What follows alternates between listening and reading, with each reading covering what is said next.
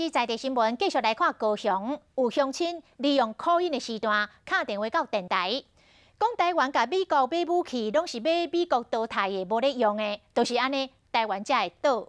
尽管主持人甲提醒讲，这毋是正确的消息，毋通阁讲落去咯。这个乡亲也是继续讲，都惊这是有心人利用电台要来传播假消息，所以这主持人以录音档为证据，要来提出告诉。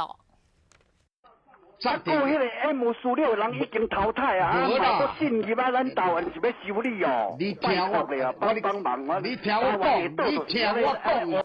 民众伫考验的时段卡入电台，讲一寡无实的言论，主持人甲阻止拢无效。进去无路用的，啊，战车当来买，啊，买样去哦。这套什么战车？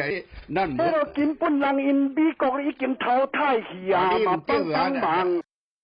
这是高雄的本土电台由行政院顾问陈新洲所主持。日有民众考验讲台湾的军事采购，大部分拢是买美国无爱、无路用的这假消息。那这个民众吼，他刻意抹黑说是战车，这个战车是40至50年前的吼，那是 M16吼的那个中古老车吼。 担心有人要利用电台的力量散播谣言，影响民心，主持人决定退稿。刻意操作说吼，要影响人民对政府的信任。行政院进前的修法，加重相关散播无实信息的行政甲法则。若是故意制造关于军事上无实的信息，可处3档以下有期徒刑，或者30万以下罚金，袂当容忍这款的恶意行为。